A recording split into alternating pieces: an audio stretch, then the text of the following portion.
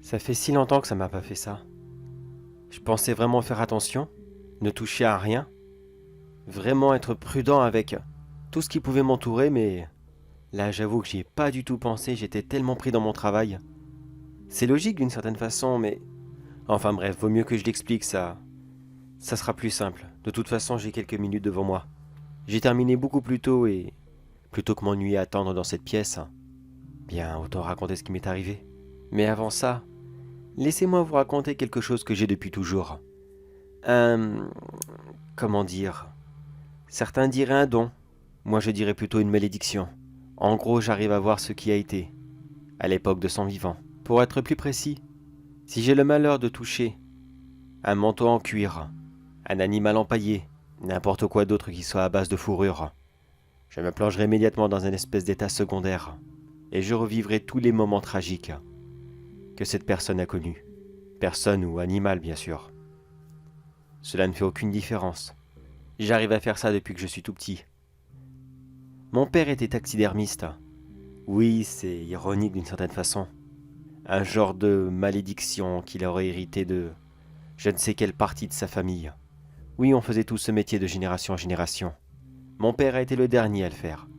Le dernier qui arrivait à supporter d'empailler les animaux, mais de devoir, tous les jours, sans exception, voir une fois de plus tous ces horribles moments que l'animal avait connus, juste avant de pouvoir travailler. Quelle impression que ça donne? Eh bien, vous les dentistes, c'est comme si qu'avant de pratiquer tous les matins, vous preniez votre propre fraise en pleine bouche, sans anesthésie. Ça serait extrêmement douloureux, n'est-ce pas? Eh bien, niveau sensation, c'est exactement pareil. Que vous, les gars du bâtiment, que vous vous preniez un coup de marteau pour les maçons, un coup d'électricité pour les électriciens, et j'en passe. Un dernier exemple, pour vous aussi, les médecins spécialisés sur la prostate, vous prenez ce que vous voulez, ça ne me regarde pas. C'est à partir de l'âge de 7 ans que cette malédiction a commencé. Comme me l'a expliqué mon père, il s'agirait de l'un de nos ancêtres qui nous a refilé cela. Mon grand-père s'est donné la mort à l'âge de 50 ans. Il n'était plus très loin de la retraite, mais il ne pouvait plus supporter ça. Il n'arrivait plus à vivre avec toutes ces images qu'il ne cessait de recevoir encore et encore. C'était trop pour lui. Alors imaginez qu'il devait passer encore 10 ans à voir les mêmes choses. Il a préféré mettre fin à ses jours. Quand j'avais enfin l'âge de comprendre ce qu'il se passait, mon père m'a clairement dit « Si tu ne veux pas continuer dans cette branche, que tu veux détruire la tradition familiale et partir sur autre chose, quelque chose qui ne te fera pas subir toutes ces atrocités, je ne t'en voudrais absolument pas. Fais ce que tu veux. Brise cette malédiction, cette chaîne infernale. Ne fais pas la même chose. Moi, je n'ai pas eu le choix. Ton grand-père était extrêmement vieux jeu. Donc j'ai fait ce qu'il voulait. Mais je le regrette tellement. Toi, tu peux être meilleur. Alors vas-y. Choisis autre chose. Fais ta vie. Car ni toi, ni moi, ni ton grand-père n'étaient responsables de cela. Et pourtant on en a payé le prix fort. Sur ces sages paroles, j'ai décidé de partir sur autre chose. J'ai passé toute ma jeunesse à mixer entre mes études. Car je l'avoue, j'avais tellement de choix devant moi que j'en étais presque incapable de choisir quelque chose. Oui, je sais, ça peut paraître bête, mais quand vous passez toute votre enfance à vous dire « Quand je serai plus vieux, moi, je ferai comme mon père », et que subitement on vous dit « Non, ne fais pas pareil que lui », eh bien, ça détruit tout ce que vous aviez pensé. Même à l'âge de 7 ans, quand la seule porte que vous pouviez imaginer être la chose la plus belle du monde se refermait soudainement devant vous, ça fait vraiment très mal. Et surtout, j'avais cette malédiction qui me suivait partout. Là, vous vous dites sûrement « Oh, c'est bon, un enfant de 7 ans, il risque rien normalement. » Mais mon père s'est permis de m'inscrire dans un collège assez aisé, pensant que je recevrais une très bonne éducation et que je pourrais choisir toutes les voies que je voulais. D'un sens, il n'avait pas tort, mais dans le terme du collège aisé. Les élèves aussi, ils l'étaient, et la qualité de leur tenue était à la hauteur de la richesse de leurs parents. Combien d'entre eux sont venus en cours avec des vestes en cuir? Combien de fois j'ai pu accidentellement toucher l'un d'entre eux? Le simple fait des fois de le frôler, que la veste touche ne serait-ce qu'une seule seconde une partie de mon corps, ma main, mon bras ou n'importe. Même les chaussures en cuir pouvaient me donner cet effet. Je voyais des vaches mettre bas des petits veaux morts, qui étaient immédiatement récupérés afin de donner du cuir. Parfois c'était des petits lapins qui se faisaient complètement dépecer, parfois même des oies qui se faisaient arracher leurs plumes. Alors que pourtant, en Europe c'était interdit, mais pas partout. Et certains fabricants de doudounes ne font pas vraiment attention où est-ce qu'ils achètent leurs marchandises. Du moment que ça ne coûte pas cher, si l'animal souffre, ça, ce n'est vraiment, mais vraiment pas leur problème. Le pire jour de ma vie, ça a été quand moi et mes camarades de classe, nous avons été visiter le musée du Louvre. Ça c'est sûr, il est vraiment très beau. J'en garde quand même quelques bons souvenirs, mais il m'est arrivé quelque chose de vraiment atroce. Nous étions en 2012. Je me souviens, j'avais 14 ans je crois. Oui, quelque chose comme ça. Le film Zarafa venait de sortir au cinéma. Mais si, vous savez, ce dessin animé sur la première girafe qui était arrivée en France. C'était une histoire vraie, à quelques détails près bien sûr. Et pour fêter l'événement, le Louvre avait ressorti la vraie Zarafa, afin que tout le monde puisse l'admirer. Moi, bien sûr, je l'admirais de loin. Mais quand tous mes camarades ont voulu faire les idiots ont essayé de la toucher, moi je restais à bonne distance. Mais deux d'entre eux m'ont attrapé et m'ont dit « Allez, t'es pas capable de la toucher, vas-y, vas-y !» J'ai bien sûr essayé de les repousser. Bien sûr que non, je voulais pas la toucher. Mais à 2 contre 1, et surtout à être poussé dans le dos, je n'ai vraiment pas eu le choix et je suis quand même entré en contact avec elle. Une toute petite seconde. Mais cette minuscule seconde a suffi pour que je voie tout ce que cette girafe avait vécu. Non, elle n'a pas été maltraitée. Enfin du moins, pas trop. Lorsqu'elle a été prise à ses parents, les chasseurs dans un premier temps, puis après les éleveurs, ont été très sympathiques avec elle. Après tout, c'était un cadeau pour la France. Il fallait qu'elle reste intacte. Il fallait qu'elle soit belle, jolie. Mais une fois qu'elle est arrivée sur place, en arrivant d'abord dans les bassins méditerranéens, afin de remonter petit à petit dans le nord de la France, comme les livres d'histoire nous l'ont raconté, soi-disant pour qu'elle s'habitue au climat. En réalité, elle ne s'est jamais habituée. Jamais. La pauvre créature qui avait l'habitude de la chaleur de l'Afrique avait ressenti ce froid perpétuel, qui ne cessait de la glacer jusqu'au sang. Lorsqu'elle arriva sur Paris, et qu'elle connut les premiers hivers, ça a été des épreuves si dures. Je pense qu'aucun animal dans le monde n'a pu connaître une telle froid. Enfin si, peut-être les ours polaires et les pingouins. Mais eux, ils ont l'habitude. Cette girafe, elle ne savait même pas quoi faire. Elle ne savait même pas comment se blottir, afin de résister à une telle fraîcheur. Et pour couronner le tout, elle ressentait tous les jours cette sensation de moquerie. Si vous êtes fort en histoire, vous devez sûrement savoir qu'à son arrivée, tout Paris a été pris de la grande mode des girafes. Tout le monde en vendait. Des manteaux, des pantalons, et j'en passe. À chaque fois que des gens allaient aux zoos pour voir Zarafa, et ils étaient toujours vêtus de motifs de girafe. Et cela lui rappelait son pays, les siens, sa famille, qu'elle avait dû laisser derrière elle. Elle avait l'impression de les voir tous les jours, sans jamais pouvoir les retrouver. La cruauté humaine n'avait donc aucune limite. La priver de tout pour au final se moquer. Et la mépriser, inlassablement. Voilà ce qu'elle a vécu toute sa vie. Une vie de moquerie et de souffrance. Cela bien sûr n'a duré que quelques instants. Moi j'avais l'impression d'être plongé dedans pendant des heures. Mais quand ce flash fut fini, je ne voyais que la continuité de mon geste. Celui qui m'avait fait toucher Zarafa. Avec mes camarades qui se moquaient encore de moi derrière mon dos. Et qui ne cessaient de me dire « Ben voilà, ça y est, tu l'as touché la girafe. Tu vois, ça t'a rien fait. Bah allez viens, on a d'autres bêtes à aller voir. Promis, on arrête de t'embêter. » Et ils ont tenu parole ce jour-là. Seulement ce jour-là. J'ai eu plusieurs autres accidents avec des manteaux en cuir, mais ça serait trop long à expliquer. Maintenant que vous comprenez un peu mieux ma situation, je vais enfin pouvoir vous raconter ce qui m'est arrivé il y a à peine quelques minutes maintenant.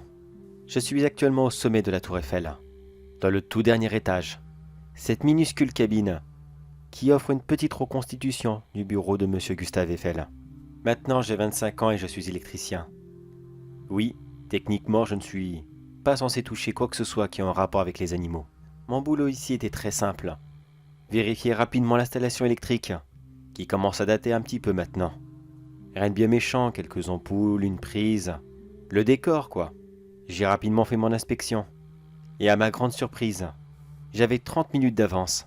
Je me suis permis de m'asseoir par terre car je n'avais vraiment, mais vraiment pas envie de toucher à quoi que ce soit. Mais j'avais remarqué que l'un des tiroirs du bureau de Monsieur Gustave Eiffel, le bureau juste à côté de son mannequin, l'un de ces tiroirs était ouvert, alors que celui-ci est censé être toujours fermé. Ne voulant pas être accusé d'avoir touché le décor, je l'ai doucement poussé pour que celui-ci reprenne sa place. Mais j'ai accidentellement touché quelque chose à l'intérieur. Qu'est-ce que c'était, ça je n'en ai malheureusement aucune idée. Et je ne vais certainement pas le rouvrir afin d'aller vérifier. Mais ce que j'en suis sûr, c'est qu'il s'agit d'un morceau de fourrure d'une panthère noire. Et comme pour Zarafa, cela m'a immédiatement projeté dans un flashback. C'est l'un des plus violents, certainement même le plus violent que je n'ai jamais vu. Dans celui-ci, je me voyais me promener dans la jungle. Je me souviens que cette panthère avait si faim. Tellement, mais tellement faim. En temps normal, même la faim la plus extrême ne pousse pas les panthères noires à attaquer des gens. Elles savent bien que cela est beaucoup trop dangereux. Mais malheureusement, cette faim était si grande qu'elle entra subtilement dans un village. Et à la vue du premier enfant, elle lui sauta dessus et elle le déchiqueta sur place. C'était si rapide. Le pauvre enfant a eu à peine le temps de crier. Juste quelques secondes avant que la panthère noire ne lui arrache la gorge, l'empêchant ainsi de signaler sa position. Après avoir enlevé les plus gros morceaux, pour qu'elle puisse transporter son butin très facilement, la panthère emmena juste une jambe dans la jungle. Je la voyais avec son repas dans la bouche, escalader un arbre et le dévorer tout doucement, savourer chaque bouchée, comme si que ce repas s'était fait désirer depuis des semaines et des semaines. La panthère n'était pas très loin du village. De là où elle était, j'entendais les cris au loin. Les gens venaient de découvrir le corps de l'enfant. Ça hurlait de partout. Des cris de pleurs et de colère. Des insultes. Enfin, je suppose des insultes, car je ne comprenais absolument rien de ce qu'ils disaient. Puis je voyais plusieurs groupes d'hommes faire des allers-retours dans la jungle, afin de chercher qui était le coupable. La panthère, maintenant rassasiée, resta prudente, et elle ne bougea pas de son arbre. Bien cachée à la cime de celui-ci, elle ne risquait absolument rien. Mais plus les jours passaient, et plus la faim revenait. Ce maigre butin n'avait pas été aussi consistant qu'elle l'avait pensé. Mais les chasseurs, eux, ils étaient toujours là. Ils cherchaient encore. Ils se disaient sûrement, mais où est cette sale bête? Où est-elle? Et quelques jours plus tard, les chasseurs se divisèrent en plusieurs groupes, afin de chercher sur une plus grande distance, et elle profita de l'occasion pour les attaquer un par un. Elle sauta sur le premier qui passait devant elle. Elle lui sauta sur le dos, le faisant tomber au sol, et elle lui brisa aussitôt le cou. À ce moment, elle se dit « Pas le temps de manger. Si je veux m'en sortir vivant, il faut à tout prix que j'en tue au moins encore un, pour que j'aie assez de place pour m'enfuir. » Alors elle courut en direction des autres, et elle sauta très rapidement sur le prochain. Celui-ci, en l'entendant arriver, a eu quand même le temps de hurler, faisant comprendre aux autres où était le danger, afin qu'ils accourent pour sauver leur camarade. Pour lui aussi, c'était trop tard. Cette panthère noire était une excellente tueuse, et elle savait exactement où viser pour exécuter ses proies en un minimum de temps. Et quand tous les autres chasseurs arrivèrent sur place, la panthère se réfugia de nouveau dans un arbre, et essaya le plus que possible de ne faire aucun bruit, de paraître complètement invisible pour qu'ils ne la trouvent pas. Cela avait marché, mais seulement la colère des chasseurs, elle, était devenue beaucoup plus grande. Dans un excès de rage, ils hésitèrent même à mettre le feu à la jungle, pour être sûrs que cette bête allait mourir. Mais après en avoir discuté entre eux pendant plusieurs jours, ils décidèrent de faire appel à une aide extérieure. Un chasseur européen hors pair qui vendait ses services à prix d'or, mais qui pourtant était très très efficace. Il était connu de tous pour être celui qui pouvait se débarrasser de n'importe quoi, à n'importe quel endroit.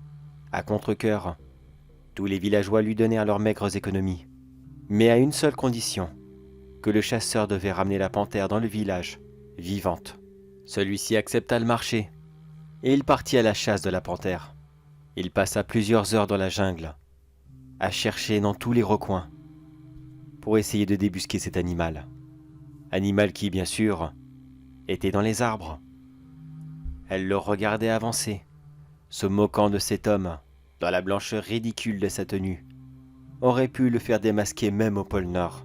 La panthère attendit le moment parfait pour lui sauter dessus. Au bout de seulement 2 heures, celui-ci décida de faire une petite pause, et il s'assit pile au pied de l'arbre où était cachée la panthère. L'occasion était beaucoup trop belle. Elle se mit en position, et elle lui bondit dessus. Cette scène, je l'ai vue pratiquement au ralenti. C'était la scène fatidique qui a tout changé dans l'histoire de cette panthère. Quand le chasseur s'est retourné, au lieu de voir un visage effrayé, un visage qui s'apprêtait à recevoir la mort, un visage qui voyait ses derniers instants sur terre. Au lieu de tout cela, le visage du chasseur était tout souriant, satisfait de cette situation. Il leva très rapidement sa main droite en direction de la panthère, un immense couteau dans celle-ci. La panthère, pris dans son élan, ne pouvait plus s'arrêter, et elle venait s'empaler sur cette lame. Le couteau s'enfonça dans le bas de la gorge, pour redescendre jusqu'au niveau de la cage thoracique, et affligea une blessure mortelle à l'animal. Celle-ci tomba lourdement sur le sol, complètement bloquée par la douleur qu'elle ressentait. Incapable de bouger le moindre muscle, elle jeta un dernier coup d'œil au chasseur, s'attendant à recevoir le coup de grâce. Elle ferma les yeux, mais elle ne reçut rien de tout cela. Le chasseur l'attacha rapidement, lui bloqua la mâchoire, et il la transporta très rapidement jusqu'au village, afin de respecter la promesse qu'il avait faite aux villageois. Certes, il l'a déposée mortellement blessée, mais elle était toujours vivante. En arrivant sur place, la panthère ouvrit les yeux, et elle découvrit autour d'elle tous les villageois surexcités qui réclamaient vengeance. Avant qu'ils ne commencent à se déchaîner sur elle, le chasseur leur fit un petit signe d'attendre. Il sorta de nouveau son couteau, et il coupa la queue de la panthère noire afin de se l'enrouler sur le cou, comme une écharpe des plus grossières, mais qui allait certainement lui servir comme trophée de chasse. Il sortit doucement et très satisfait du village, comme si ce qu'il venait de faire était des plus banals, des plus nuls. Il avait cet air si arrogant, comme si que des panthères noires, il en tuait comme cela tous les jours, et que cela était même son activité d'échauffement quand il se levait le matin. Les villageois ne retenirent pas leur colère une seconde de plus. Puis armés de pierres, de bâtons et de tout autre objet, ils se déchaînèrent sur la panthère noire. Ils la frappèrent jusqu'à ce que mort s'ensuive. Les dernières choses que j'ai ressenties d'elle, c'était une très grande douleur et un immense regret. Un regret d'avoir été trop gourmande et beaucoup trop curieuse. Elle aurait dû repartir quand elle le pouvait et ne plus jamais revenir ici, car au final, elle se sentait forte, puissante et indestructible. Mais sa vanité ne lui a coûté qu'une seule chose, tomber sur quelqu'un de plus fort et de beaucoup plus rapide qu'elle. Voilà ce que j'ai ressenti quand j'ai touché je ne sais quoi. Ça doit sûrement être la queue de la panthère qui est dans le tiroir. Peut-être que monsieur Gustave Eiffel l'a acheté quelques années plus tard et qu'elle a fini dans cette reconstitution. Je ne sais pas. La seule chose que je suis certain maintenant, c'est malgré tous les efforts que je pourrais faire, demain, après-demain et tout le reste de ma vie, inévitablement, je verrai certainement quelque chose d'encore bien pire. Qu'est-ce que c'est ? Je sais pas, je peux pas le dire. Je vais tout faire pour que ça n'arrive pas. Mais j'en suis sûr et certain, car aujourd'hui je n'ai que 25 ans, et je pense que le plus dur reste encore devant moi.